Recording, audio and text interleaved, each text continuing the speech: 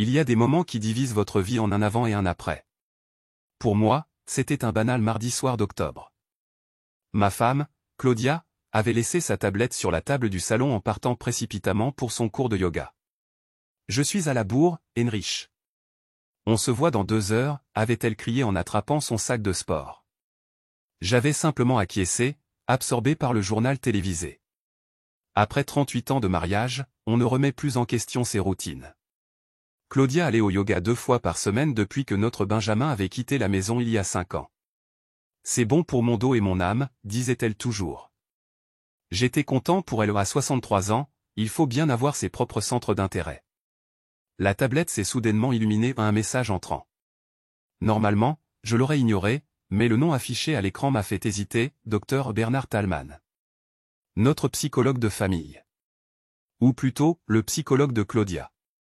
Elle avait commencé les séances il y a environ 1 an, car elle se sentait de plus en plus désorientée dans notre nouvelle vie de couple à la retraite. Le message était parfaitement lisible, tu me manques déjà. J'ai hâte à demain. B. Ma main tremblait en saisissant la tablette. Une erreur peut-être? Une remarque anodine, sortie de son contexte? Je n'avais jamais violé la vie privée de Claudia, mais quelque chose en moi a un instinct primaire que je ne pouvais ignorer ou me poussait à lire la suite. Les mains moites, j'ai déverrouillé l'appareil. À ma grande surprise, il n'était pas protégé par un mot de passe. Le message ouvrait une conversation WhatsApp entre ma femme et cet homme, que je n'avais rencontré que 2 fois lors de séances de thérapie familiale, lorsque nous parlions des problèmes avec notre fils aîné. J'ai fait défiler vers le haut, juste un peu, me suis-je dit. Juste pour être sûr de ne pas mal interpréter la situation. Ce que j'ai vu m'a fait m'effondrer sur le canapé, comme si quelqu'un m'avait frappé à la poitrine. Tu étais particulièrement belle aujourd'hui. Cette robe bleue fait étinceler tes yeux. J'ai eu du mal à me concentrer. Quand tu me regardes comme ça, j'oublie que c'est mal. Tu me comprends comme Heinrich ne l'a jamais fait. Après notre séance et d'hier, je ne peux penser à rien d'autre. Ta peau sous mes doigts. Les messages remontaient à plusieurs mois. Des photos étaient échangées rien d'explicite, mais suffisamment intimes, Claudia dans des robes que je n'avais jamais vues, dans des restaurants que nous n'avions jamais fréquentés ensemble. La pièce a commencé à tourner. La télévision était toujours allumée, le présentateur annonçait un énième scandale politique, mais les mots ne m'atteignaient plus. Mes oreilles bourdonnaient tandis que j'essayais de saisir la réalité. Ma femme, Claudia Berman, née Winkler, ma partenaire depuis près de 4 décennies, la mère de nos 3 enfants, avait une liaison. Avec son psychologue. Un homme qui avait au moins 15 ans de moins que nous. La tablette a glissé de mes mains tremblantes sur le tapis. Des images de notre vie commune ont défilé dans mon esprit, notre mariage en 1985 dans la petite église du village, la naissance de nos enfants, la construction de notre maison, les vacances au bord de la mer Baltique, les années difficiles où ma société a failli faire faillite, les rêves communs de retraite. Je t'aime, Heinrich, m'avait-elle encore dit ce matin en me tendant mon café. Était-ce un mensonge? Combien de ces paroles avaient été des mensonges ces derniers mois ou ces dernières années? Je me suis levé, je suis allé mécaniquement dans la cuisine et j'ai attrapé le cognac que nous conservions pour les occasions spéciales. Les mains tremblantes, je me suis versé un verre. La première gorgée m'a brûlé la gorge, mais j'ai senti l'anesthésie s'installer ou exactement ce dont j'avais besoin maintenant. Mon smartphone a vibré dans ma poche. Un message de Claudia, yoga particulièrement fatigant aujourd'hui. Je risque d'être un peu en retard. Ne m'attends pas. J'ai fixé l'emoji en forme de cœur et j'ai senti mon estomac se nouer. Yoga. Bien sûr. Comment avais-je pu être aussi aveugle? L'horloge au mur tic-taquait impitoyablement. J'avais 1h30 avant son retour ou quel que soit l'endroit où elle se trouvait réellement. 1h30 pour décider comment réagir à la découverte qui venait de détruire ma vie. La bouteille de cognac était à moitié vide devant moi lorsque je me suis forcé à ramasser à nouveau la tablette. Je devais en savoir plus. Je devais comprendre comment on avait pu en arriver là. Notre mariage n'était pas parfait, aucun mariage ne l'est après près de 4 décennies. Nous avions traversé des hauts et des bas. Les années stressantes où, en tant qu'ingénieur, j'étais souvent en déplacement pendant des semaines, tandis que Claudia élevait les enfants seuls. La crise de la quarantaine qui m'a frappé à 50 ans et qui a conduit à un changement de carrière surprenant. La période difficile où la mère de Claudia est tombée malade de démence et a emménagé chez nous. Mais nous avions toujours réussi à nous en sortir. Ou du moins, c'est ce que je croyais. Je faisais défiler les messages, chaque mot comme un coup de poignard dans mon cœur. Heinrich ne comprend pas pourquoi je me sens parfois si vide. Il dit que nous avons tout, la maison, les enfants, les petits-enfants, la sécurité financière. Mais il ne me demande jamais ce que je veux. Tu es la première personne depuis des années qui m'écoute vraiment, Bernard. Qui me voit comme une femme, pas seulement comme une épouse, une mère ou une grand-mère. Le psychologue répondait, tu es tellement plus que ces rôles, Claudia. Je vois ta profondeur, ta passion, tes rêves inassouvis. Heinrich t'a enfermé dans une case, mais moi, je vois la vraie Claudia. Je reniflais amèrement. Bien sûr qu'il voyait la vraie Claudia. C'était son putain de boulot, pour lequel nous au mois payions 120 € de l'heure. Mais apparemment, il offrait maintenant des services supplémentaires qui n'étaient pas facturés. Mon regard se posa sur une photo de nous deux sur la commode prise l'année dernière pour notre anniversaire de mariage. Claudia souriait à l'appareil photo, ses mèches grises élégamment entrelacées dans ses cheveux blonds foncés, les rides d'expression autour de ses yeux plus profondes, mais toujours la femme dont j'étais tombé amoureux il y a 40 ans. J'étais à côté d'elle, un bras autour de sa taille, fier et satisfait. Étais-je devenu trop suffisant? Avais-je cessé de la voir vraiment? Un message de septembre m'arrêta net. Heinrich m'a demandé aujourd'hui pourquoi je tenais soudainement autant à mon apparence. Je n'ai pas pu lui dire que je me sentais de nouveau comme une femme désirable pour la première fois depuis des années grâce à toi. Je me souvenais de cette conversation. Claudia avait commencé à passer plus de temps à la salle de sport, avait renouvelé sa garde-robe, portait soudainement à nouveau du maquillage pour faire les courses. J'avais vu cela comme une évolution positive, comme un signe qu'elle sortait de sa légère dépression après la retraite. Comme j'avais été naïf. Parfois, je me demande si Heinrich remarquerait même si je n'étais plus là, écrivait-elle dans un autre message. Il est tellement absorbé par ses loisirs, son train électrique dans la cave, son groupe de randonnée. Nous vivons côte à côte, pas ensemble. Cela me toucha durement. Était-ce vraiment ce qu'elle ressentait? Oui, j'avais mon train électrique, un projet que je poursuivais avec passion depuis la retraite. Et le groupe de randonnée, mais j'avais toujours invité Claudia à venir avec nous. Elle avait refusé, disant que ce n'était pas son truc. Je continuais à faire défiler et tomber sur des messages d'il y a 3 mois. Le week-end à Vienne a été la plus belle chose que j'ai vécue depuis des années. Heinrich pense que j'étais chez une amie à Munich. La culpabilité est parfois accablante, mais quand je suis avec toi, elle disparaît. Vienne. Mes doigts se crispèrent autour de la tablette. Claudia m'avait dit qu'elle allait rendre visite à son ancienne amie d'études, Gisela. Elle avait même envoyé des photos manifestement soigneusement choisies pour dissimuler le véritable lieu. Un week-end à Vienne. Avec lui. Dans une chambre d'hôtel. Je me levai brusquement, courus presque jusqu'à la salle de bain et vomis violemment. La brûlure dans ma gorge se mélangea au goût amer de la trahison. Alors que je me tenais au lavabo et me regardais dans le miroir, je me reconnus à peine. Mes yeux étaient rouges, mon visage cendré. Était-ce l'homme que Claudia avait autrefois aimé?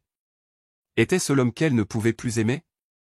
D'une main tremblante, j'essuyai ma bouche et retournai au salon. Les messages devenaient plus intimes, plus personnels. Quand tu me touches, je me sens de nouveau vivante. Heinrich et moi couchons à peine encore ensemble, peut-être 2 fois par an, si c'est le cas. Il semble s'en contenter. Étais-je cela? Satisfait de notre intimité inexistante? J'avais supposé qu'il était normal à notre âge que la passion diminue. J'avais respecté le fait que Claudia manifestait moins d'intérêt après la ménopause. Je n'avais jamais insisté, jamais exigé. Et maintenant, j'apprenais qu'elle portait encore ce feu en elle, mais pas pour moi. La douleur se transforma lentement en colère. Une colère froide et contrôlée qui me permit de penser plus clairement. Je devais élaborer un plan. Découvrir à quel point cette trahison était profonde et depuis combien de temps elle durait. La tablette à la main, je commençais à chercher systématiquement. Des emails, des entrées de calendrier, des photos. Je trouvais d'autres preuves, des réservations pour des restaurants, déguisées en séances de thérapie. Des photos d'endroits où elle était censée être seule ou avec des amis, mais les selfies trahissaient parfois un bras masculin, un reflet dans une fenêtre. L'horloge indiquait 20h45. Claudia allait bientôt rentrer, d'où qu'elle vienne. J'ai reposé la tablette exactement comme je l'avais trouvée et suis allé dans mon bureau. Là, j'ai ouvert mon ordinateur portable et j'ai commencé à chercher, relation psychologue-patient et les résultats de la recherche étaient sans équivoque. Une violation flagrante de l'éthique professionnelle. Un abus de pouvoir. Le docteur Bernard Thalmann pourrait perdre son agrément si cela venait à se savoir. Une petite, amère consolation. Mon téléphone a vibré de nouveau. Claudia, je suis à la maison dans 15 minutes. Tu veux que je rapporte quelque chose? Je fixais le message. La normalité de ces mots, en contraste avec ce que je venais de découvrir, était presque surréaliste. J'ai tapé mécaniquement, non, merci. On a tout. Puis je me suis adossé et j'ai attendu le bruit de sa clé dans la serrure, tout en me demandant si je connaissais encore la femme qui allait entrer. Les jours suivants furent un calvaire. J'observais Claudia avec des yeux nouveaux, enregistrant chaque petite chose qui m'aurait échappé auparavant. La façon dont elle passait plus de temps dans la salle de bain le matin. La façon dont elle ne laissait jamais son smartphone sans surveillance. La façon dont elle souriait pendant le dîner en racontant sa journée ou des mensonges qu'elle débitait avec une légèreté qui me bouleversait. Comment s'est passée ta séance de thérapie aujourd'hui? Ai-je demandé avec désinvolture jeudi, en épluchant des pommes de terre. On cuisinait à tour de rôle, une routine qu'on avait établie depuis la retraite. Claudia, qui coupait des tomates, a à peine tressailli. Bien. Le docteur Thalmann pense que je fais des progrès dans ma quête de moi-même. Quête de soi. J'ai réprimé un rire amer. De quoi il a été question aujourd'hui? Ai-je continué, tout en essayant de garder ma voix neutre. Elle a hésité un instant. De mes aspirations pour l'avenir. De ce que j'aimerais encore vivre, maintenant qu'on a la liberté. Elle m'a souri. Il pense que je devrais davantage faire attention à mes propres besoins. Je suis sûr qu'il le pense, ai-je pensé avec amertume. À voix haute, j'ai dit, ça a l'air raisonnable. Peut-être que je devrais aller le voir aussi. Le couteau dans sa main a glissé. Une tomate a roulé sur le plan de travail. Toi? Mais tu as toujours été contre la thérapie. Tu disais que ce n'était pas pour toi. Les gens changent, ai-je répondu en observant la panique se refléter brièvement dans ses yeux. Bien sûr, mais... Le docteur Thalmann a un arrêt des admissions pour le moment. Trop de patients. Elle a ramassé précipitamment les morceaux de tomates. De plus, il serait peut-être préférable que tu ailles voir quelqu'un d'autre. Pour l'objectivité. Comme c'est prévenant de sa part. Peut-être que tu as raison, ai-je cédé, en me tournant à nouveau vers les pommes de terre. Après le dîner, pendant que Claudia était dans son bain, j'ai pris son smartphone. Elle l'avait laissé dans la chambre cette fois une rare erreur. Il était protégé par un mot de passe, mais je la connaissais assez bien. Après 3 tentatives, je l'ai eu, la date de naissance de notre première petite fille, à l'envers. Les messages WhatsApp avec le docteur B, c'est ainsi qu'elle l'avait enregistré, avaient été supprimés. Malin. Mais pas assez malin pour quelqu'un qui avait été ingénieur pendant 35 ans et qui s'y connaissait en technologie. J'ai ouvert son agenda Google. C'est là que je l'ai trouvé, des rendez-vous réguliers, déguisés en thérapie, yoga ou rencontre avec quelqu'un. Parfois, les horaires correspondaient à ses absences réelles, parfois non. Une tendance commençait à se dessiner. L'eau du bain a été vidée. J'ai reposé précipitamment le smartphone et me suis retiré dans mon bureau. Le lendemain matin, j'ai appelé au bureau pour me déclarer malade pour la première fois depuis des années. Je ne travaillais plus que 3 jours par semaine en tant que consultant pour mon ancienne entreprise, mais aujourd'hui, je ne pouvais pas me concentrer. Dès que Claudia a quitté la maison soi-disant pour faire des courses et prendre un café avec son amie Barbara par la suite, ma propre enquête a commencé. J'ai fouillé systématiquement ses tiroirs, son armoire, son sac à main. Dans une vieille boîte à bijoux, cachée sous des bracelets qu'elle ne portait jamais, j'ai trouvé une carte clé d'hôtel du Parc Hôtel dans le centre-ville. Pas un hôtel international, mais un établissement discret et haut de gamme en périphérie. À côté, il y avait un reçu de mardi dernier ou le jour où j'avais découvert les messages. Chambre 412, payé en espèces. Mon cœur battait la chamade pendant que je photographiais la découverte. La preuve définitive. Ils se rencontraient dans des hôtels pas seulement à Vienne, mais ici, dans notre ville. Je suis allé au Parc Hôtel avec des mains tremblantes. La jeune réceptionniste a souri gentiment lorsque j'ai fait semblant de vouloir surprendre ma femme. Ma femme, Claudia Berman, et moi avons oublié notre anniversaire de mariage, et j'aimerais lui faire une surprise en lui rendant visite. Elle a mentionné qu'elle venait parfois ici pour des réunions?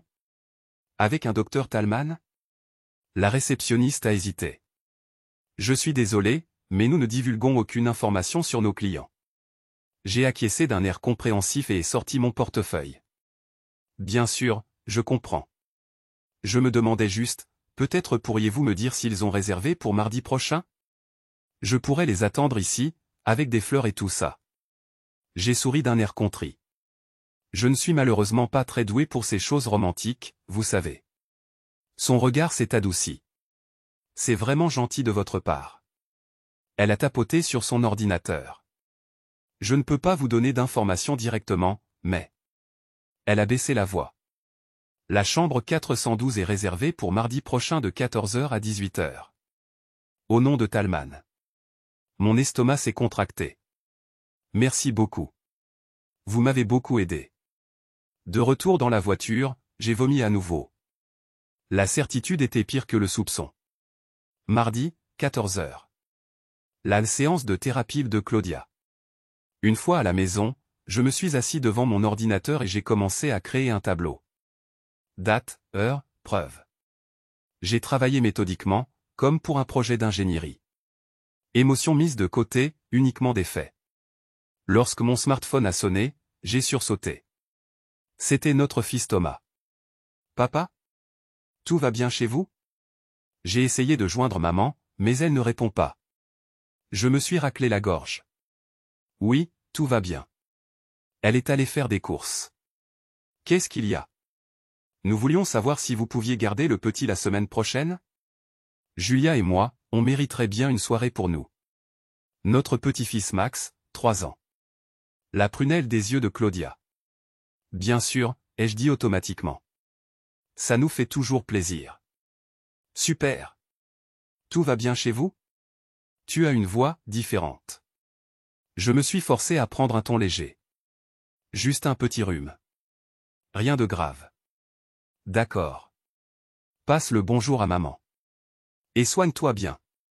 Après la conversation, j'ai longtemps contemplé la photo de famille sur mon bureau. Thomas, notre fille Katharina, notre plus jeune fils Michael. Les conjoints. Les petits-enfants. Une famille heureuse, ou ce qu'il en restait. Qu'est-ce que ça leur ferait s'ils apprenaient que leur mère, leur grand-mère, avait une liaison avec son psychologue? Je me suis frotté les yeux qui me brûlaient. Le manque de sommeil des dernières nuits se faisait sentir. Depuis la découverte, je n'avais presque pas dormi, allongé éveillé à côté de la femme que je ne connaissais plus, et fixant le plafond. Mon regard est tombé sur une brochure sur mon bureau, « Profitez de votre retraite, le meilleur est à venir ». Nous l'avions reçue lors d'un séminaire, peu avant ma retraite. Nous y avions souligné nos rêves communs, des voyages en Nouvelle-Zélande, un camping-car pour des voyages en Europe, plus de temps avec les petits-enfants. Tout cela n'était-il qu'une illusion? J'ai entendu la porte d'entrée s'ouvrir. Claudia a crié, « Heinrich? Tu es là? J'ai rapporté les fromages que tu aimes tant. » En hâte, j'ai fermé les fichiers de preuves sur mon ordinateur et ai répondu, dans le bureau. J'arrive tout de suite. Avant de quitter la pièce, j'ai pris une décision, mardi prochain, je serai au Parc Hôtel. Chambre 412. À 14h. Le week-end s'est déroulé dans une normalité surréaliste. Nous avons pris le petit déjeuner ensemble, lu le journal, j'ai bricolé sur mon train miniature dans la cave, Claudia a téléphoné aux enfants. Le dimanche, nous avons déjeuné chez Katharina et sa famille. Vous avez l'air fatigués tous les deux, a remarqué notre fille pendant que nous prenions le café. Tout va bien? Tout va bien, a répondu Claudia rapidement. Ton père a juste un léger rhume, et j'ai probablement attrapé quelque chose. Katharina a froncé les sourcils. Vous devriez faire plus attention à vous. À votre âge. À notre âge, ai-je interrompu plus sèchement que je ne l'avais voulu. Nous avons 63 ans, pas 93. Un silence pesant s'est installé. Claudia a posé sa main sur mon bras d'un geste apaisant, un geste qui m'aurait autrefois réconforté.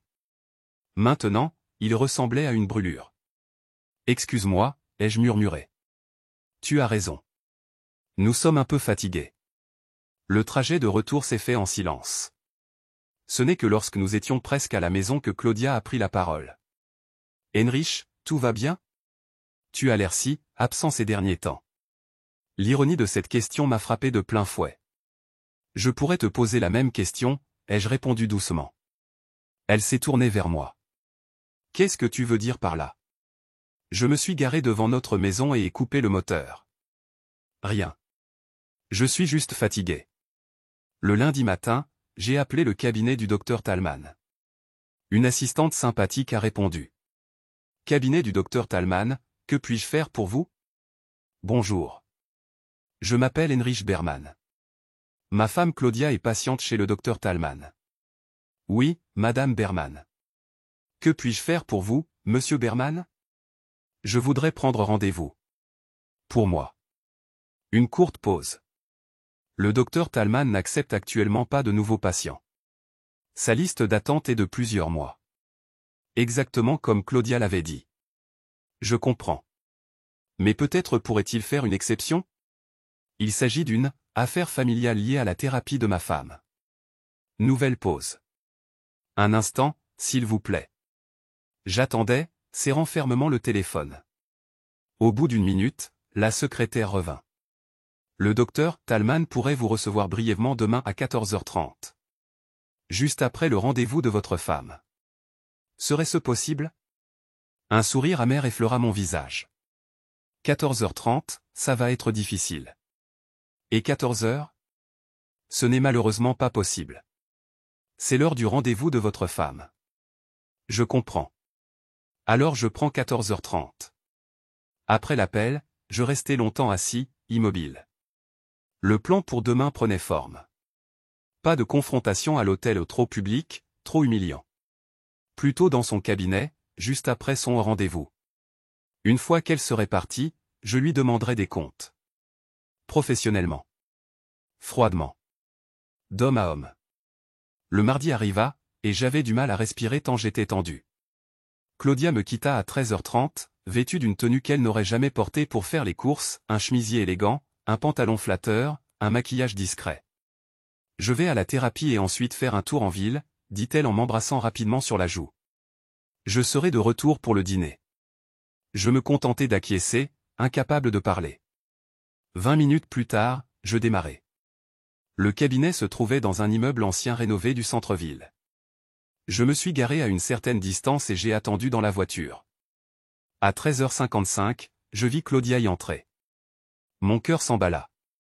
À 14h10, je reçus un message sur mon portable d'un service de surveillance que j'avais installé pour notre système d'alarme à la maison. Mouvement détecté dans la maison. J'ouvris l'application et vis en direct Claudia se déplacer dans notre couloir, préparer un sac et ressortir. Elle n'était jamais arrivée au cabinet.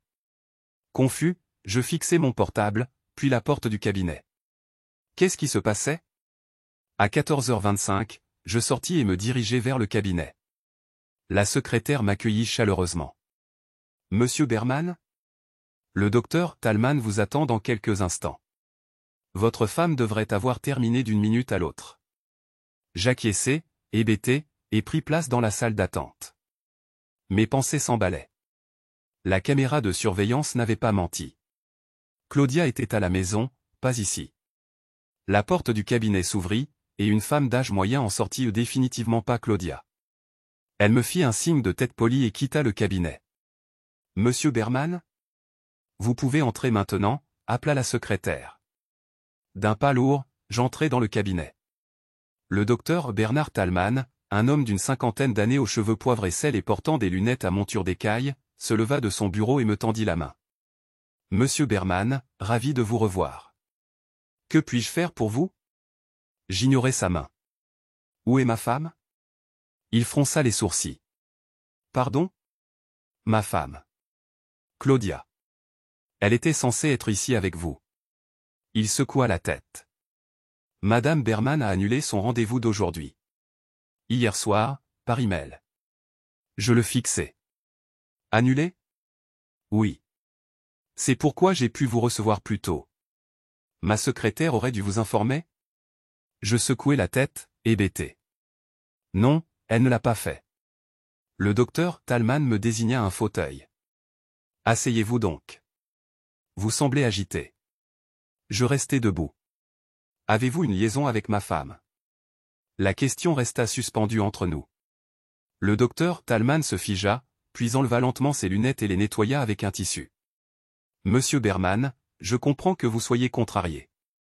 Mais je vous assure que je n'entretiens qu'une relation purement professionnelle avec votre femme.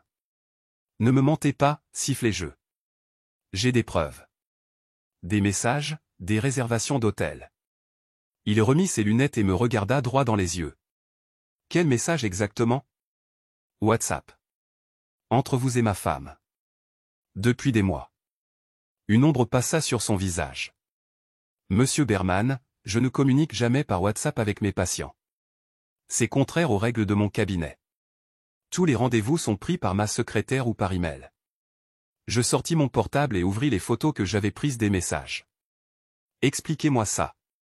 Il prit le portable, regarda les photos et me le rendit. Son visage était grave. Ce n'est pas mon compte WhatsApp. J'ai un autre numéro. Et je n'enverrai jamais de tels messages à une patiente. Prouvez-le, exigeai-je. Sans hésiter, il sortit son propre portable et me montra ses coordonnées. Le numéro était effectivement différent de celui du chat de Claudia. Ma tête tournait. Mais, les réservations d'hôtel. Le Parc Hôtel, chambre 412. À votre nom. Il secoua la tête avec force. Je n'ai jamais été au Parc Hôtel. Ni avec votre femme, ni avec personne. Alors, il y a un autre Talman, murmurai-je, plus pour moi-même. Le docteur Talman se pencha en avant. Monsieur Berman, je crois que vous devriez vous asseoir. Je pense que nous devons parler. Cette fois, j'obéis à sa demande. Mes jambes me semblaient soudainement faites de caoutchouc. Votre femme vient me voir depuis environ un an, commença-t-il. Elle souffre de ce que nous appelons un trouble de l'adaptation ou des difficultés à s'accommoder de la retraite et de son nouveau rôle de grand-mère. Elle se sent souvent invisible, plus utile, plus perçue comme une femme. J'avalai ma salive. Cela ressemblait bien à Claudia mais cela n'expliquait pas les messages, les hôtels. Dans nos séances, nous parlons beaucoup d'estime de soi, de nouveaux objectifs de vie, continua-t-il. Mais je n'ai jamais eu l'impression qu'elle envisageait des relations extra-conjugales. Au contraire, elle parle souvent de vous avec amour. Alors je ne comprends pas, commençai-je. Le docteur Talman joignit les mains. Monsieur Berman, je dois vous demander quelque chose, avez-vous vérifié si le numéro dans ce chat appartenait réellement à un vrai docteur Bernard Talman? Je le fixai, stupéfait. Que voulez-vous dire? Appelez le numéro. Tout de suite. Les doigts tremblants, j'ouvris la conversation WhatsApp et tapai sur le numéro. Ça sonna. Une fois, 2 fois, 3 fois. Puis quelqu'un décrocha. Oui. Une voix d'homme mais pas celle du docteur Talman, qui était assis en face de moi. Je raccrochai immédiatement, sans voix. Monsieur Berman, dit doucement le docteur Talman, je crains que la situation ne soit plus complexe que vous ne le pensez. Quelqu'un se fait passer pour moi ou votre femme communique avec quelqu'un qu'elle appelle ainsi. Ma tête tournait. Mais pourquoi ferait-elle ça? Je ne peux pas vous le dire. Pour cela, vous devriez parler avec votre femme. Il fit une pause. Mais une chose est sûre, je n'ai pas de liaison avec votre femme. Je quittai le cabinet comme en transe. Dans la voiture, je vérifiai à nouveau la caméra de surveillance à la maison. Personne. Où était Claudia? Au Parc Hôtel? Avec qui? Résolument, je me dirigeai là-bas. À la réception, je demandai directement la chambre 412.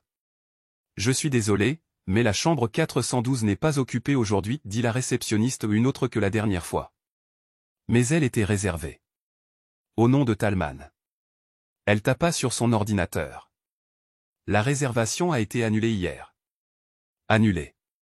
Comme le rendez-vous de thérapie de Claudia. Je rentrai chez moi, la tête pleine de pensées contradictoires. Rien n'avait de sens. Claudia n'avait pas été à la thérapie, pas à l'hôtel. Les messages étaient réels, mais le destinataire n'était pas le docteur Talman. Avec qui ma femme avait-elle donc une liaison?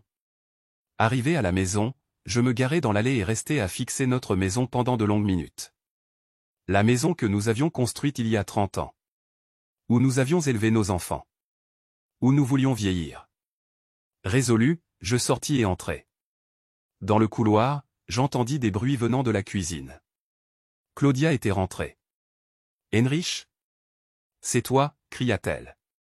Je suivis sa voix. Elle se tenait devant la cuisinière, mélangeant quelque chose dans une casserole. L'odeur du goulash, mon plat préféré, embaumait la pièce. Où étais-tu? Demandai-je sans embâche. Elle se retourna, un sourire aux lèvres, qui s'effaça en voyant mon expression. À la thérapie, puis en ville, comme je l'ai dit. Pourquoi? Ne mens pas, Claudia. Tu n'étais pas chez le docteur Thalmann. J'y suis allé. Toute couleur disparut de son visage. La cuillère en bois lui glissa des mains et tomba sur le sol. De la sauce tomate éclaboussa les carreaux blancs comme du sang. Tu étais chez le docteur Thalmann? La voix de Claudia n'était plus qu'un murmure. Elle ne fit aucun geste pour ramasser la cuillère en bois. Oui. Juste après ton soi-disant rendez-vous. Que tu as annulé hier soir. Elle attrapa le plan de travail, comme si elle avait besoin de s'y accrocher. Pourquoi as-tu fait ça? La question est plutôt, avec qui te rencontres-tu, si ce n'est avec ton thérapeute? Je me rapprochai, lui tendis mon smartphone. Et qui est cet homme qui se fait passer pour le docteur Thalmann? Claudia fixa le téléphone, puis moi. Ses yeux se remplirent de larmes. Tu as fouillé dans ma tablette. Et ton téléphone. Et tes tiroirs. Et j'étais au Parc Hôtel. Ma voix sonnait étrangement à mes propres oreilles froides, contrôlées. Chambre 412. Réservée au nom de Thalmann. Mais annulée, exactement comme ton rendez-vous chez le thérapeute. Elle ferma les yeux. Une larme roula sur sa joue. Assieds-toi, Heinrich. S'il te plaît. Je préfère rester debout. Alors reste debout. Mais écoute-moi. Elle prit une profonde inspiration. Ce n'est pas ce que tu crois. Je ris amèrement. Cette phrase est aussi vieille que l'adultère lui-même. Ce n'est pas une liaison. Elle rouvrit les yeux, me regarda droit dans les yeux. Pas au sens propre. Qu'est-ce que c'est alors? Une liaison impropre? Une romance platonique avec des chambres d'hôtel? C'est compliqué. Elle s'approcha de la table de la cuisine et s'assit lourdement. Je ne sais pas par où commencer. Au début, peut-être? Par le premier mensonge? Elle joignit les mains devant elle sur la table, un geste que je lui connaissais quand elle était nerveuse. Tu te souviens, l'année dernière, quand j'ai commencé la thérapie? J'acquiesçai silencieusement. Le docteur Thalmann m'a vraiment aidé. C'est un bon thérapeute. Mais, je me sentais toujours vide. Invisible. Elle déglutit. Un soir, après une séance particulièrement frustrante, je suis allé dans un bar. Seul. Je voulais juste, je ne sais pas. Me sentir vivante. Mon estomac se serra. Je pressentais ce qui allait suivre. Là, j'ai rencontré Bernard. Pas le docteur Thalmann, un autre Bernard. Thalmann de nom. Un hasard, vraiment. Elle rit sans joie. Il est architecte. 10 ans de moins que nous. Il m'a abordé, m'a offert un verre. M'a écouté. Et ensuite? Ma voix n'était plus qu'un craquement. Rien et ensuite. Nous avons parlé. Échangé nos numéros. Je lui ai dit que j'étais marié. Il était divorcé. Elle marqua une pause. Le lendemain, il m'a écrit. Et j'ai répondu. Et à un moment donné, il a décidé de se faire passer pour ton thérapeute? Elle secoua la tête. C'était mon idée. Je ne voulais pas te blesser. Alors j'ai enregistré son numéro sous au docteur B. Au cas où tu regarderais mon téléphone. Quelle prévenance, dis-je amèrement. C'était stupide. Je sais. Elle baissa les yeux sur ses mains. Nous nous sommes rencontrés pour prendre un café. Déjeuner. Nous avons parlé pendant des heures. De livres, de films, de voyages, des choses dont toi et moi ne parlons plus. Et quand est-ce que c'est devenu plus que des conversations? La question me brûlait les lèvres. Elle hésita. Il y a environ 6 mois. Nous nous sommes embrassés. Une fois. C'était, à la fois faux et juste. Et les chambres d'hôtel? Vienne? C'était juste des séances de discussion? Séjour ou gire? Non. Pas seulement. Cette confirmation m'atteignit comme un coup, bien que je m'y sois attendu. Je dus m'agripper à l'encadrement de la porte. À Vienne, nous n'étions jamais ensemble, continua TL. C'était un mensonge. J'étais chez Gisela, comme je te l'ai dit. Mais nous nous sommes rencontrés ici. Au Parc Hôtel. Pas souvent. Peut-être 5 ou 6 fois durant tous ces mois. Et tu as couché avec lui. Ce n'était pas une question. Elle acquiesça à peine. Oui. Un silence s'installa entre nous, dense et étouffant comme de la fumée. À travers la fenêtre de la cuisine, le soleil de l'après-midi projetait des motifs dorés sur la table. Un tableau si absurdement normal, tandis que mon monde était en miettes. Pourquoi, finis-je par demander. Suis-je un mari si horrible? Ses yeux s'écarquillèrent. Non. Heinrich, non. Tu es un homme merveilleux. Un bon mari, un père et un grand-père aimant. Mais. Elle cherchait ses mots. Nous nous sommes perdus. À un moment donné. Après les enfants, après ta promotion, après ma mère. Nous fonctionnons parfaitement en équipe. En tant que parents. En tant que grands-parents. Mais plus en tant que mari et femme. Et cela justifie une tromperie? Rien ne justifie une tromperie, dit-elle doucement. Il n'y a aucune excuse. Seulement des explications. Des explications insuffisantes. Je m'assis en face d'elle. Mes jambes ne me portaient plus. L'aimes-tu? Elle réfléchit trop longtemps à mon goût. J'aime la façon dont il me regarde. Dont il m'écoute. Dont il me touche, comme si j'étais précieuse. Mais non, je ne l'aime pas. M'aimes-tu encore? Cette fois, elle répondit sans hésiter. Oui. Différemment d'avant. Plus profondément, à certains égards. Mais oui, je t'aime. Je ris amèrement. Assez profondément pour me tromper pendant des mois. Je voulais que ça s'arrête, dit-elle soudainement. Aujourd'hui. C'est pourquoi j'ai annulé le rendez-vous chez le thérapeute et la réservation d'hôtel. Je l'ai rencontré dans un café. Pour rompre? Pourquoi maintenant? Parce que. Elle prit une profonde inspiration. Parce que j'ai remarqué que tu as changé. Que tu m'observes. Que quelque chose ne va pas. Et parce que j'ai réalisé ce que je risquais. Je me levai brusquement. Et si je n'avais rien remarqué? Si j'étais resté le mari crédule? Aurais-tu continué? Elle resta silencieuse ou une réponse suffisante. Où est ton téléphone? Demandai-je soudain. Quoi? Ton téléphone. Je veux le voir. Sans dire un mot, elle le sortit de son sac et le déverrouilla avant de me le tendre. J'ouvris WhatsApp, cherchai Dr B. La conversation avait été supprimée. Je vérifiai son historique d'appels, ses emails, ses photos. Tout effacé ou caché. Très méthodique, remarquai-je en lui rendant le téléphone. J'ai tout effacé. Aujourd'hui. Après notre conversation. Et je suis censé te croire. Tu n'es obligé de rien me croire, Heinrich. Sa voix devint plus ferme. Tu as tout à fait le droit d'être en colère. De ne pas me faire confiance. De me quitter, si tu le souhaites. La franchise de ses paroles me surprit. Est-ce ce que tu veux? Que je parte? Non. Une autre larme coula sur sa joue. Je veux que tu restes. Qu'on essaie. Qu'on se retrouve. Si tu le veux encore. Je me levai et allai à la fenêtre. Dehors, les enfants des voisins jouaient. La vie continuait, si normale, alors que la mienne avait déraillé. Je ne sais pas ce que je veux, dis-je honnêtement. À part peut-être un verre. Sans attendre sa réponse, je suis allé dans le salon, j'ai pris le cognac et un verre.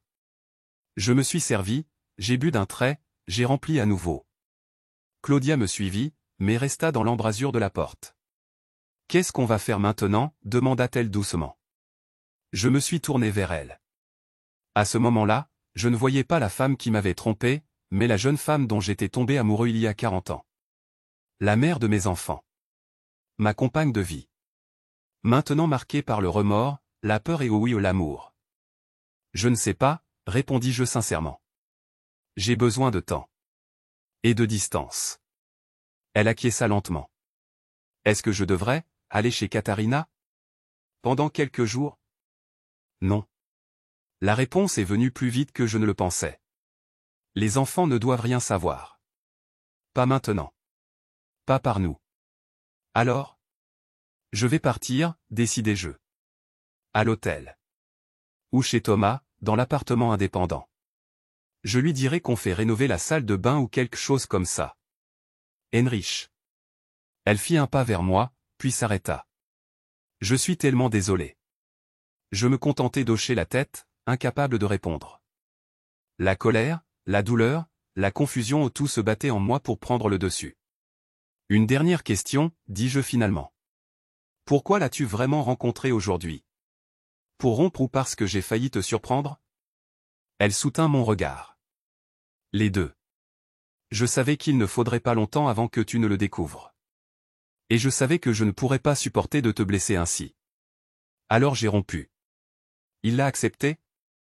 Une ombre passa sur son visage. Pas vraiment. Il pensait qu'on devrait juste faire une pause, jusqu'à ce que la situation se calme. Qu'on avait trop à perdre. Et qu'as-tu dit? Que c'était fini. Définitivement. Je pris une autre gorgée de cognac. Et c'est le cas? Définitivement fini? Oui. Sa voix était ferme. Mais tu n'es pas obligé de me croire. Pas maintenant. Peut-être plus jamais. Je posai mon verre. Je vais faire ma valise. Dis à Thomas que je passe ce soir. Elle acquiesça, les larmes coulant maintenant librement sur son visage. Est-ce que tu reviendras? La question flottait entre nous. Je pensais à notre vie, à nos enfants, à nos petits-enfants. Aux années passées ensemble, les bonnes et les mauvaises. À la promesse que nous nous étions faite il y a 38 ans. Je ne sais pas, répondis-je honnêtement. Mais je pense qu'on se doit d'essayer de le savoir. Sur ces mots, je montai à l'étage pour faire ma valise, incertain si je reviendrais un jour dans cette maison comme le même homme. L'appartement de notre fils Thomas était meublé avec austérité. Un canapé-lit dans le salon, une petite kitchenette, une minuscule salle de bain. Thomas et sa femme Julia le louaient habituellement à des étudiants, mais entre deux locataires, il était actuellement vide. « Et vous rénovez vraiment juste la salle de bain ?» demanda Thomas avec scepticisme, en m'aidant à porter mon sac dans la chambre. Maman avait l'air plutôt bouleversée au téléphone. « Les dégâts des eaux sont plus importants que prévu, mentis-je. Il faut refaire tout le mur. Le bruit, la poussière, pas d'eau, tu connais ça. » Il m'examina attentivement. À 35 ans, il avait développé le regard acéré d'un avocat au son métier depuis une décennie. « Papa, si quelque chose ne va pas. » « Tout va bien, l'interrompis-je. Juste une rénovation ennuyeuse. » Il ne sembla pas convaincu, mais n'insista pas. D'accord. Reste aussi longtemps que tu veux. Julia et moi sommes en haut si tu as besoin de quelque chose. Et Max est content que papy soit là. Après son départ, je m'assis lourdement sur le canapé-lit. Les événements de la journée pesaient sur moi comme des poids de plomb. Je me sentais épuisé, vide. Mon téléphone vibra. Un message de Claudia, tu es bien arrivé? As-tu besoin d'autre chose de la maison? La maison. Était-ce encore ma maison? Notre maison? Je répondis brièvement, tout va bien. Je n'ai besoin de rien. Puis je posai le téléphone, sortis une bouteille de whisky de mon sac ou une réserve d'urgence et me servis un verre. La première gorgée me brûla la gorge, mais la chaleur qui se répandit dans mon estomac fut la bienvenue. Le silence du petit appartement était oppressant. Pas de bruit de Claudia s'affairant dans la cuisine. Pas de télévision en fond sonore. Seulement les rires ou les cris occasionnels de la famille de Thomas au-dessus de moi. Je pris ma tablette et ouvris le navigateur. Presque automatiquement, je tapai surmonter l'adultère. Des milliers de résultats s'affichèrent. Des sites de conseils, des portails de psychologie, des forums remplis de personnes désespérées vivant des situations similaires. Un article attira mon attention, après l'infidélité, pourquoi les gens trompent-ils et comment les couples peuvent-ils surmonter cette épreuve? Je commençai à lire, avide d'explications, d'une voie à suivre à travers ce chaos. L'infidélité est rarement motivée par une pure méchanceté, était-il écrit. Souvent, ce sont des besoins non satisfaits, des problèmes de communication ou des crises personnelles qui poussent les gens vers des relations extra-conjugales. Je reniflai amèrement. Tellement clinique, tellement rationnel. Comme si cela excusait le fait que ma femme se soit laissée toucher par un autre homme. Qu'elle lui ait confié des choses qu'elle me cachait. Et pourtant, les mots de Claudia résonnaient dans ma tête, nous nous sommes perdus. À un moment donné. Était-ce vrai? Nous étions-nous perdus sans nous en rendre compte? Je repensais aux dernières années. À la routine qui s'était installée. Petit déjeuner, journal, chacun vaquait à ses occupations, dîner, télévision, coucher. Répétition le lendemain. Depuis combien de temps n'avions-nous plus vraiment parlé? Pas des banalités du quotidien, mais de rêves, de peurs, de désirs? Mon regard se posa sur une photo sur ma tablette nos dernières vacances, un bateau de croisière en Méditerranée. Claudia et moi à la rambarde, souriant à l'objectif. Un couple parfait. Ou pas? Je me souvenais de ces vacances. Comme Claudia lisait des romans pendant des heures, tandis que je regardais des documentaires sur ma tablette. Comme nous allions dîner côte à côte, menant des conversations polies avec les voisins de table, mais nous parlant à peine l'un à l'autre. Comme nous dormions dans le même lit, dos à dos, sans nous toucher. Était-ce le moment où elle avait commencé à chercher de l'affection ailleurs? Cette pensée me fit à nouveau saisir le whisky. Il était plus facile d'être en colère, de la considérer comme coupable, que de me demander quelle était ma part de responsabilité dans cette situation. Mon téléphone sonna. Katharina. Papa? Tout va bien? Maman avait l'air si bizarre au téléphone. Juste un dégât des eaux, répétais-je le mensonge. Rien d'inquiétant. Ma fille ne semblait pas convaincue. Vous savez que vous n'avez plus 20 ans, n'est-ce pas? De tels travaux sont stressants. Vous auriez pu nous demander de l'aide. Ce n'est vraiment pas si grave, lui assurai-je. Dans quelques jours, tout redeviendra normal. Le serait-ce? Quelque chose redeviendrait-il jamais normal? Après la conversation, je fixai longuement l'écran noir du téléphone. Puis j'ouvris la galerie de photos et fis défiler les images, remontant à travers des années de photos de famille. Fête de Noël, anniversaire, vacances. Claudia et moi, toujours ensemble, toujours souriants. Une façade parfaite. Pensait-elle déjà à lui dans ces moments-là? À ce Bernard Thalmann, qui se faisait passer pour son âme sœur? La jalousie brûlait en moi comme de l'acide. Je m'imaginais comment il la touchait, l'embrassait, lui murmurait des choses à l'oreille. Comment elle réagissait à lui, comment elle... Je secouai violemment la tête, essayant de chasser ces images. En vain. Peu après minuit, après trop de whisky et trop de pensées torturantes, je fis quelque chose que je regretterai plus tard. Je cherchais Bernard Thalmann architecte sur Internet. Il était facile à trouver. Un site web de son cabinet d'architecte, un profil sur LinkedIn, même un compte Instagram. Je cliquai sur ce dernier, fixant la photo de profil d'un bel homme d'une cinquantaine d'années. Cheveux grisonnants sur les tempes, menton volontaire, sourire sûr de lui. Le genre d'homme qui pouvait facilement séduire les femmes. Son profil était rempli de photos d'architecture, de bâtiments, d'aménagements intérieurs. Et occasionnellement lui-même sur des chantiers, lors d'inauguration, dans des restaurants chics. Je continuais à faire défiler les images, poussé par une impulsion masochiste. Et puis je le vis, une photo d'il y a environ 5 mois.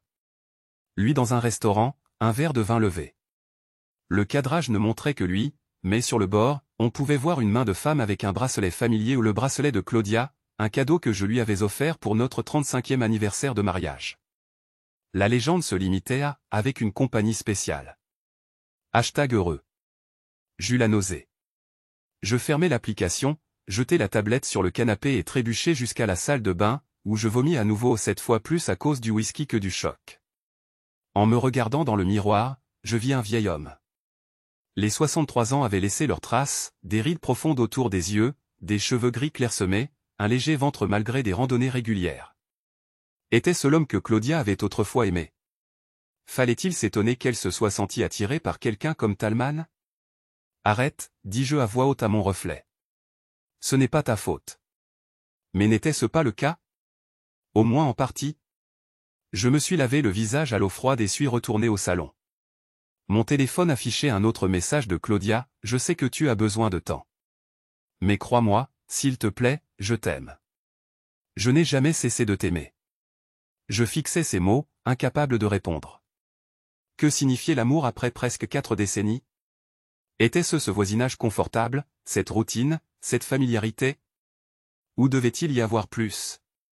La tête lourde et le cœur gros, je me suis finalement allongé sur le canapé-lit. Le sommeil n'est pas venu facilement, et quand il est venu, il était rempli de rêves perturbants, Claudia dans les bras d'un homme sans visage, riant, pendant que je regardais, impuissant. Claudia, me tournant le dos et s'éloignant sans se retourner. Claudia, pleurant et me suppliant de comprendre. Je me suis réveillé en sueur lorsque les premiers rayons du soleil ont percé les stores. Ma tête était martelée par le whisky, mon cœur par la douleur. En haut, j'entendais Thomas et sa famille, le rire du petit Max, la voix douce de Julia, le cliquetis de la vaisselle du petit déjeuner. La vie normale, qui continuait, pendant que la mienne était en ruine. Je me suis levé, j'ai pris une douche, je me suis habillé. Des mouvements mécaniques, comme si je suivais un scénario. Lorsque je suis entré dans la cuisine, une surprise m'attendait, Thomas était assis à table, 2 tasses de café devant lui. « Bonjour, papa » a-t-il dit calmement. Je me suis dit qu'on pourrait prendre le petit déjeuner ensemble. « Tu ne devrais pas être au travail » ai-je demandé, confus. J'ai pris ma matinée. Il m'a tendu une tasse. Je crois qu'on doit parler. Je me suis assis lentement. De quoi? Du fait qu'il n'y a pas de dégâts des eaux.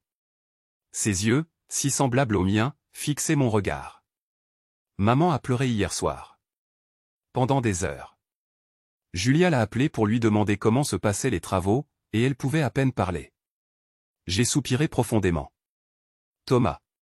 Tu n'es pas obligé de me raconter, m'a-t-il interrompu doucement. C'est votre affaire. Mais si tu veux parler, je suis là. L'attention dans sa voix, l'inversion de nos rôles, lui l'adulte qui soutient, moi celui qui a besoin d'aide a fait quelque chose en moi. À mon grand désarroi, mes yeux se sont remplis de larmes. Ta mère, ai-je commencé, me suis arrêté, et recommencé. Ta mère a eu une liaison. Les mots sont restés suspendus entre nous. Le visage de Thomas a brièvement affiché de la surprise, puis de la compassion. Il a pris ma main sur la table, un geste que j'avais l'habitude de faire avec lui lorsqu'il avait besoin de réconfort. Je suis tellement désolé, papa. À ce moment-là, le barrage a cédé. Je lui ai tout raconté, la tablette, les messages, le faux docteur Thalmann, les chambres d'hôtel. De ma colère, de ma confusion, de ma douleur. De la question de savoir si notre mariage était encore sauvable. Thomas a écouté, sans interrompre. Quand j'ai eu fini, il a serré ma main. Qu'est-ce que tu ressens, papa? Sous toute cette colère et cette douleur? La question m'a surpris. Je ne sais pas. Tu l'aimes encore? J'ai longuement réfléchi.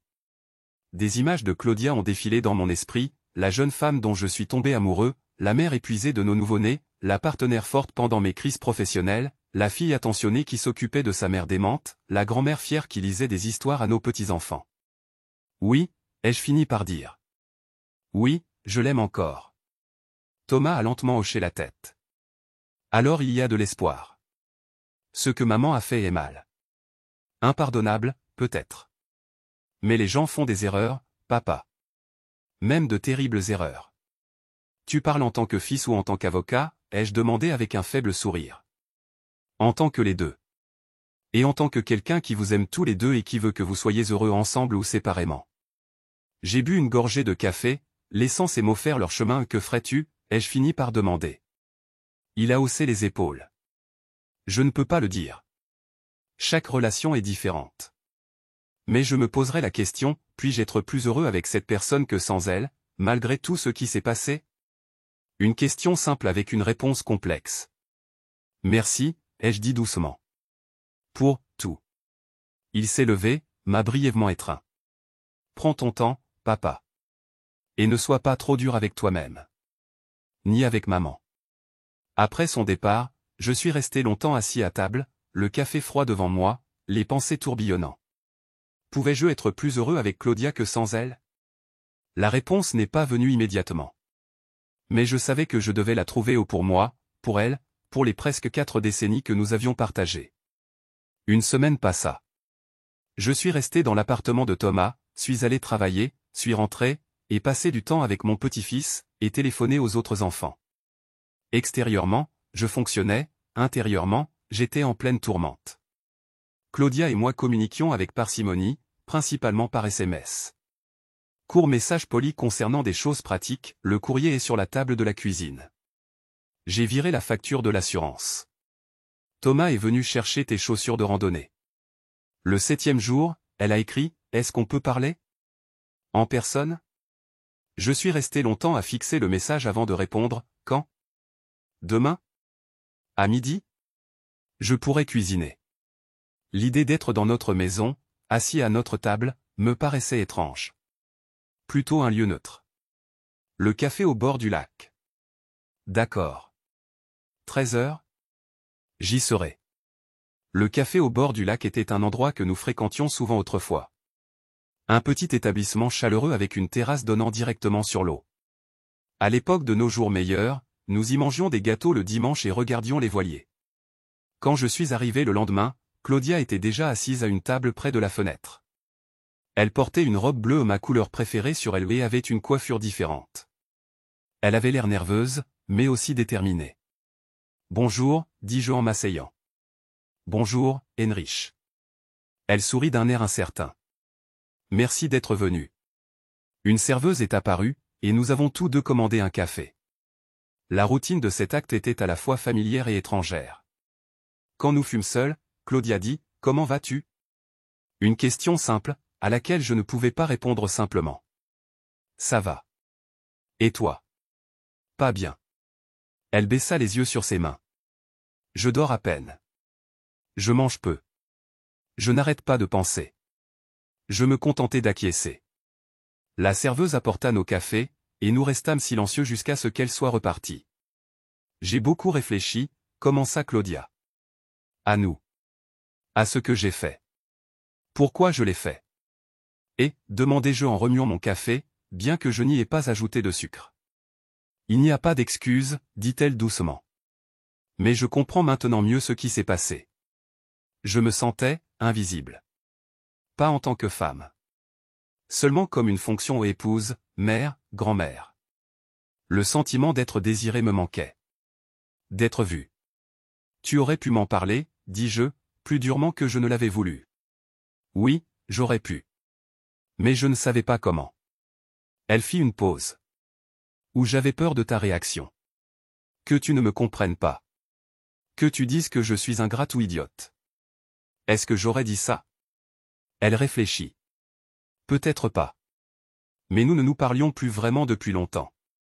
De choses importantes. Je ne pouvais pas le nier. Et ce? Bernard. Il t'écoutait. Oui. Elle me regarda droit dans les yeux. Il m'écoutait. Il me voyait. Il me désirait. C'était agréable. Mais c'était faux. Est-ce que tu le vois encore, demandai-je, bien que je redoutasse la réponse. Non. J'ai coupé tous les liens. Numéro supprimé, email bloqué. Elle prit une profonde inspiration. Il a essayé de me contacter. Plusieurs fois. Je n'ai pas répondu. Et si je ne reviens pas? Est-ce que tu iras le voir? Elle secoua la tête avec détermination. Non. Jamais. Quoi qu'il arrive entre nous, Heinrich, cette porte est fermée à jamais. Je voulais la croire. Une partie de moi le faisait même. Mais la rupture de confiance était trop profonde, trop récente. J'ai pris rendez-vous, dit-elle soudainement. Avec une conseillère conjugale. Docteur Wegner. Une femme, cette fois. Elle sourit faiblement. Si nous voulons essayer. Une thérapie de couple. Je n'aurais jamais pensé que nous en arriverions là. Seulement si tu le veux, ajouta-t-elle précipitamment. J'irai même seule. Je veux comprendre comment on a pu en arriver là. Comment j'ai pu nous blesser autant. Je la contemplais, cette femme que je connaissais depuis plus longtemps que je ne la connaissais pas. La mère de mes enfants. Ma compagne de vie. Maintenant une étrangère, et pourtant si familière. Je ne sais pas si je pourrai jamais te refaire entièrement confiance, dis-je honnêtement. Elle acquiesça lentement. Je comprends ça. Je ne demande pas une confiance immédiate. Seulement une chance de la reconstruire. Si tu es prêt. Nous bûmes notre café, en regardant le lac. Un couple âgé se promenait main dans la main au bord de l'eau. Serions-nous jamais de nouveau comme ça? Il y a encore quelque chose, dis-je finalement. Il faut que je le voie. Elle se figea. Qui? Lui. Bernard Thalmann. Le vrai. Pourquoi? Sa voix tremblait légèrement. Il faut que je comprenne. Que je vois qui il est. Ce qu'il a que je n'ai pas. Heinrich, ce n'est pas une bonne idée. Ça ne fera qu'ajouter de la douleur. Peut-être. Mais c'est quelque chose que je dois faire. Elle me regarda longuement, puis hocha la tête avec résignation. Si tu as besoin de ça, je peux te donner son adresse. Je l'ai déjà, avouai-je. Son bureau est au centre-ville. Elle ne parut pas surprise. Tu vas y aller? Oui. Dès aujourd'hui. Qu'est-ce que tu vas faire? Parler avec lui. Juste parler. Elle sembla à la fois soulagée et inquiète. Sois prudent. Il peut être convaincant. J'ai 63 ans, Claudia. Pas un jeune homme naïf. Nous avons mis fin à notre conversation peu après. Au moment de se dire au revoir, elle a hésité, comme si elle voulait m'embrasser, avant d'opter finalement pour une légère caresse sur le bras. Appelle-moi. Après ça, a-t-elle imploré. J'ai juste hoché la tête et les regardé se diriger vers le parking. Sa démarche était moins énergique que d'habitude, ses épaules légèrement voûtées. Elle portait le fardeau de ses actes, et moi, celui de mes décisions. 2 heures plus tard, je me trouvais devant un immeuble de bureaux moderne en centre-ville. Thalmann architecte était inscrit en lettres sobres sur une plaque de laiton à côté de l'entrée. Je n'avais ni rendez-vous, ni stratégie. Seulement l'impulsion d'affronter l'homme qui avait bouleversé ma vie. La réceptionniste a levé les yeux, surprise, lorsque j'ai demandé à voir Bernard Thalmann. Avez-vous un rendez-vous? A-t-elle demandé poliment. Non. Mais dites-lui que Heinrich Berman est là. Il saura de quoi il s'agit. Elle a hésité, puis a attrapé le téléphone. Après une brève conversation, elle a fait un signe de tête. Monsieur Thalmann vous recevra dans 5 minutes. Désirez-vous un café? Non, merci. Je me suis assis dans la salle d'attente, le cœur battant la chamade. Que allais-je dire? Que dirait-il? Les 5 minutes se sont étirées interminablement. Puis une porte s'est ouverte et il était là, Bernard Thalmann. En personne, il paraissait encore plus sûr de lui que sur les photos. Grand, bien habillé, avec un visage qui respirait le caractère et l'intelligence. Monsieur Berman, a-t-il dit d'une voix calme. Entrez, je vous prie. Je l'ai suivi dans son bureau, une grande pièce lumineuse avec des maquettes d'architecture et des dessins accrochés au mur. Il m'a indiqué un fauteuil visiteur devant son bureau. Je me demandais quand vous viendriez, a-t-il dit une fois que nous étions tous les deux assis. Vous saviez que je viendrais? Il a esquissé un sourire. Claudia m'a parlé de vous. Beaucoup. Elle vous a décrit comme quelqu'un de méthodique, de minutieux. Quelqu'un qui veut comprendre les choses. La mention de ma femme dans sa bouche m'a fait tressaillir. Alors vous savez pourquoi je suis ici. Je peux l'imaginer. Il s'est adossé à son fauteuil, me dévisageant. Vous voulez savoir pourquoi votre femme a eu une liaison avec moi. Vous voulez me voir, m'évaluer, me comprendre. Oui. Il a hoché la tête lentement. Alors posez vos questions. Tout ce que vous voulez savoir. Cette invitation directe m'a surpris. Je m'attendais à des détours, à de la justification. L'aimez-vous? Ai-je demandé. Il a réfléchi avant de répondre. J'éprouve une profonde affection pour Claudia. Est-ce de l'amour? Je n'en suis pas certain. Mais je la respecte, je l'admire, je la désire. Et cela justifie de détruire un mariage? Rien ne justifie cela, a-t-il dit, à ma grande surprise. Ce qui s'est passé entre Claudia et moi était mal. Nous le savions tous les deux. Mais parfois, les gens font de mauvaises choses pour de bonnes raisons. Quelle bonne raison, ai-je demandé avec amertume. Le besoin d'être vu. D'être entendu. D'être désiré. Il s'est interrompu.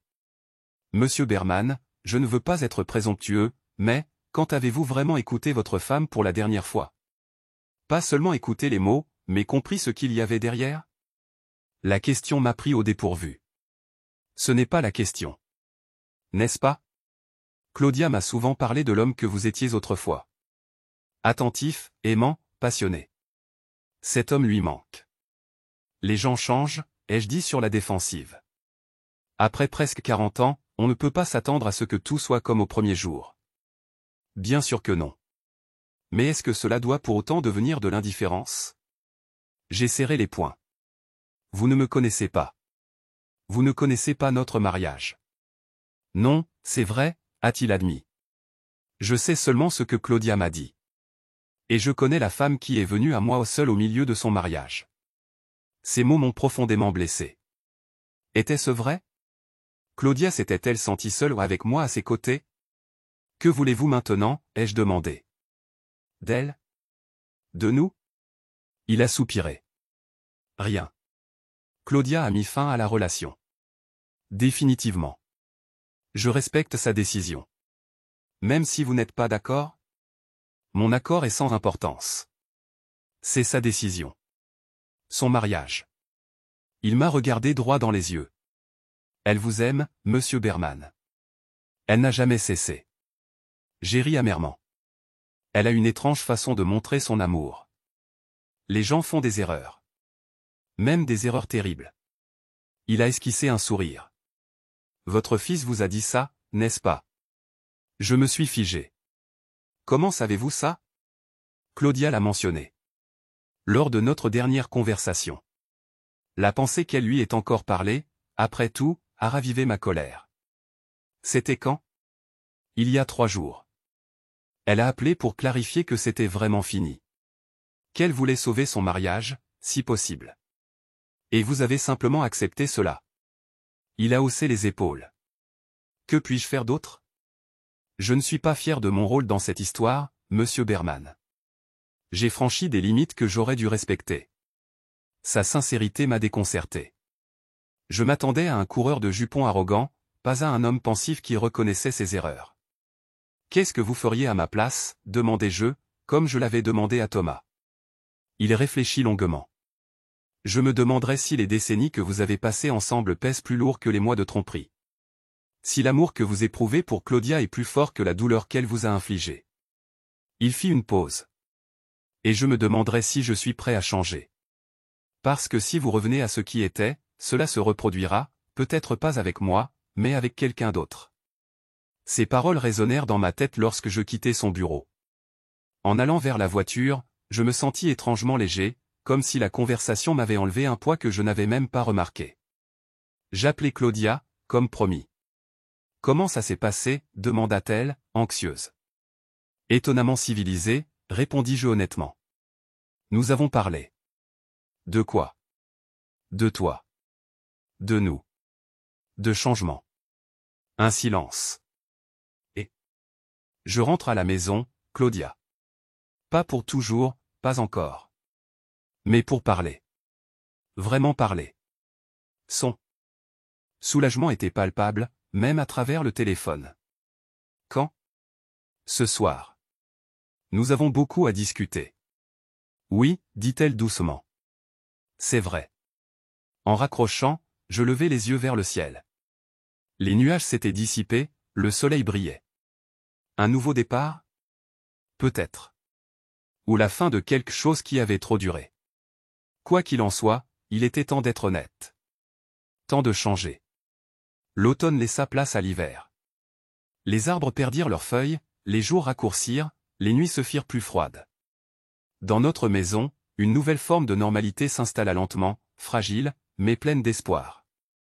Après notre conversation, j'étais rentré, j'avais récupéré mes affaires dans l'appartement de Thomas et je les avais rapportées dans notre chambre. Non sans hésitation, non sans crainte. Mais avec la résolution d'essayer. Les premiers jours furent tendus. Nous nous déplacions prudemment l'un autour de l'autre, comme des danseurs qui ont oublié les pas. Je dormais de mon côté du lit, elle du sien, un fossé invisible entre nous. La thérapie de couple commença, des séances hebdomadaires avec le docteur Wegner, une femme calme et intelligente d'une 50aine d'années. Elle posait les bonnes questions, nous forçant à exprimer des choses que nous avions eues pendant des années.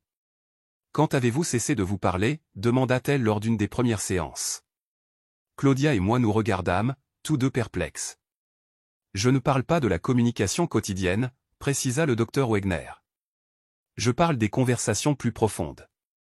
Sur les peurs, les rêves, les déceptions. Peut-être après le départ des enfants, suggérai-je. Quand nous nous sommes soudainement retrouvés tous les deux. Plutôt, dit Claudia doucement. Quand ta carrière est devenue si importante. Quand tu as été promu et que tu as dû voyager davantage. C'est il y a plus de 20 ans, dis-je, surpris. Elle acquiesça. Oui. Nous avons pris l'habitude de ne parler que de choses pratiques. Les enfants, la maison, les finances. Jamais de nous. C'était une prise de conscience douloureuse, nous avions vécu si longtemps l'un à côté de l'autre, et non l'un avec l'autre. Les séances de thérapie agirent comme des catalyseurs. Nous avons commencé à continuer à parler à la maison, de longues conversations à la table de la cuisine, sur le canapé, lors de promenades au bord du lac. Je me suis souvent senti invisible, avoua Claudia un soir, alors que nous étions assis devant la cheminée. Comme si je n'étais plus qu'une fonction, pas une personne avec ses propres désirs. Je pensais que tu étais heureuse, répondis-je. Tu n'as jamais rien dit. Je ne savais pas comment. Et je ne voulais pas paraître ingrate. Nous avons une belle vie, Heinrich. Une maison, des enfants en bonne santé, des petits-enfants, la sécurité financière. Comment pourrais-je me plaindre? Mais intérieurement, tu te plaignais. Elle acquiesça lentement. Oui. Et au lieu de te le dire, je l'ai refoulé. Jusqu'à. Elle s'interrompit. Jusqu'à ce qu'il arrive, complétai-je la phrase. Oui. Elle regarda dans le feu. Je suis tellement désolé, Heinrich. Plus que je ne pourrais jamais l'exprimer.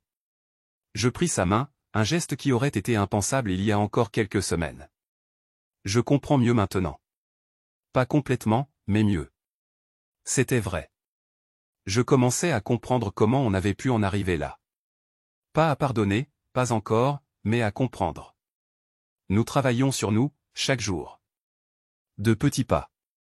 J'ai commencé à vraiment l'écouter quand elle parlait. Elle a commencé à exprimer ses besoins plus clairement. Nous avons appris à passer à nouveau du temps ensemble, pas seulement à être dans la même pièce, mais à être vraiment présents. À Noël, les enfants sont venus. Ils ont senti le changement, mais n'ont pas fait de commentaires directs. Seule Katharina m'a pris à part pendant que nous préparions le dessert dans la cuisine.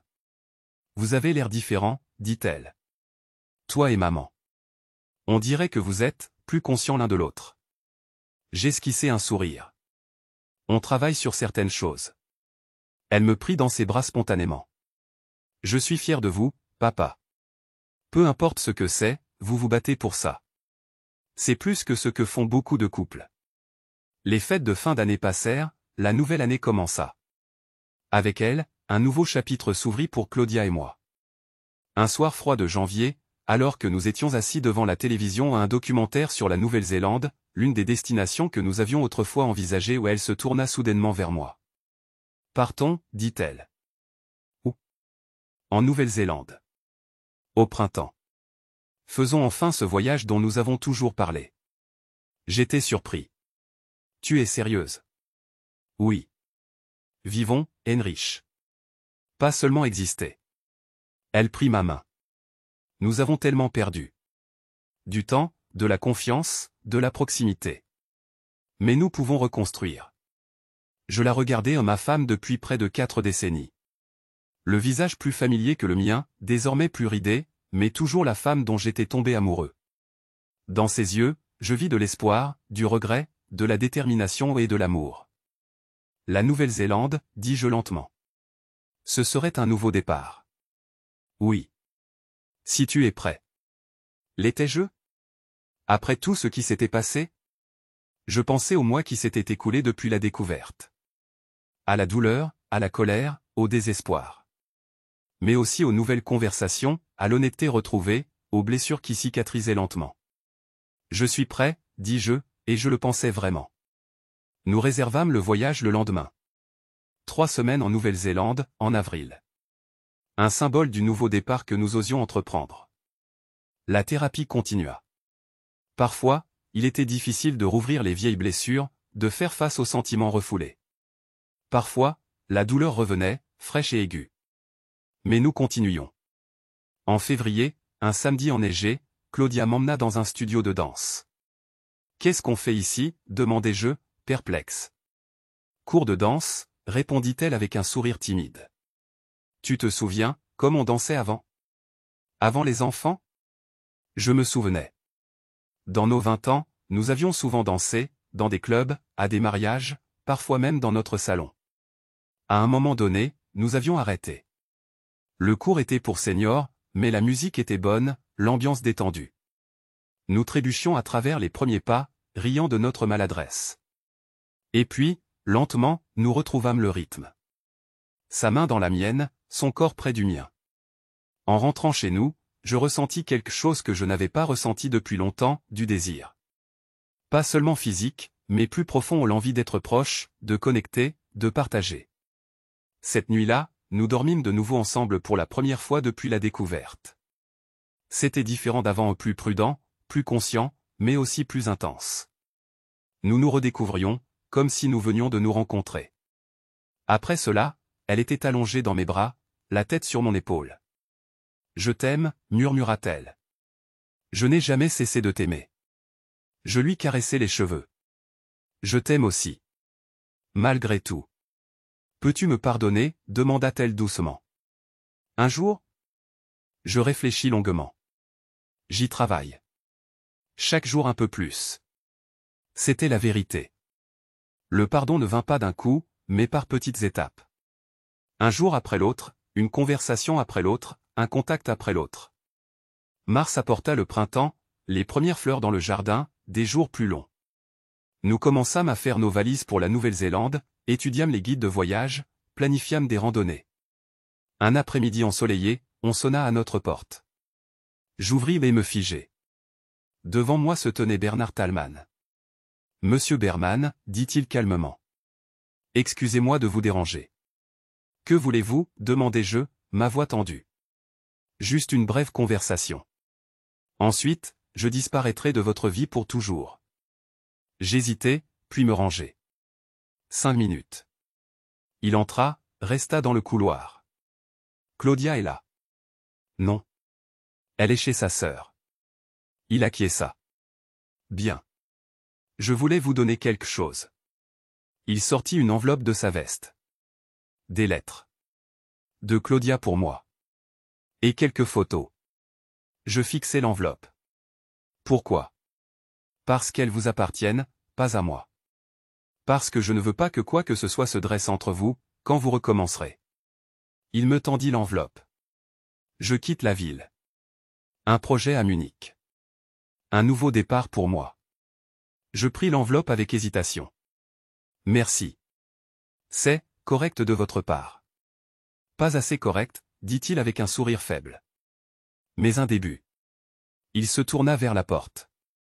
Adieu, monsieur Berman. Et, soyez bon avec elle. C'est une femme extraordinaire. Sur ce, il partit, monta dans sa voiture et s'éloigna. Je restai là avec l'enveloppe dans mes mains, les dernières preuves matérielles de l'affaire. Quand Claudia rentra le soir, je lui montrai l'enveloppe. Il était là, dis-je. Pour apporter ça. Elle pâlit. Tu as regardé à l'intérieur. Non. Je lui tendis l'enveloppe. C'est ta décision, ce que tu en fais. Elle la prit, la contempla longuement. Puis elle s'approcha de la cheminée qui flambait en cette fraîche soirée de printemps et y jeta l'enveloppe. Les flammes s'emparèrent avidement du papier. On ne se retourne pas, dit-elle doucement. On regarde seulement devant. Je me suis approché d'elle et j'ai passé mon bras autour de ses épaules. Ensemble, nous avons regardé le passé se transformer en cendres. 3 semaines plus tard, nous étions assis dans l'avion pour la Nouvelle-Zélande. Alors que nous survolions le Pacifique, Claudia prit ma main. Merci, dit-elle. Pourquoi ? D'être resté. D'avoir essayé. De ne pas avoir abandonné, de ne pas nous avoir abandonnés. Je lui serrai la main. Nous avons presque 40 ans, Claudia. On ne jette pas ça comme ça. Non, acquiesça-t-elle. Mais beaucoup l'auraient fait. Elle avait raison. Beaucoup auraient baissé les bras, auraient choisi la voie de la facilité, la séparation, le divorce, la rupture totale. Cela aurait été compréhensible, voire justifié. Mais parfois, le chemin le plus difficile est le bon. Le chemin de la compréhension, du pardon, du changement. Pas pour tout le monde, pas dans toutes les situations. Mais pour nous, à ce moment de notre vie, c'était la bonne décision. Alors que l'avion traversait les nuages et que le soleil inondait les fenêtres, j'ai pensé à toutes ces années avec Claudia. Les bonnes et les mauvaises. Les joies et les peines. L'amour qui n'avait jamais complètement disparu, même dans les moments les plus sombres. Tu sais, dis-je en regardant l'océan infini par la fenêtre, peut-être avons-nous eu besoin de nous perdre pour nous retrouver. Elle posa sa tête sur mon épaule. Peut-être. Mais ne nous laissons plus jamais nous éloigner autant. Plus jamais, promis-je, le pensant du plus profond de mon cœur. Le psychologue l'avait comprise, oui. Mais maintenant, je la comprenais aussi. Et plus important encore, elle me comprenait. Nous avons recommencé à nous voir vraiment. Non pas comme des fonctions, non pas comme des habitudes, mais comme des êtres humains. Comme un homme et une femme qui étaient autrefois tombés amoureux et qui avaient trouvé le courage de recommencer. Le passé n'était pas oublié ou il ferait toujours partie de notre histoire. Mais il ne définissait plus notre avenir. Celui-ci était devant nous, non écrit, plein de possibilités. Et tandis que l'avion nous emmenait vers de nouveaux horizons, je savais que quoi qu'il arrive, nous le traverserions ensemble. Plus vieux, plus sage, marqué par la vie, mais ensemble. C'était plus que ce que j'aurais pu imaginer il y a quelques mois. Et c'était suffisant. Plus que suffisant. Fin.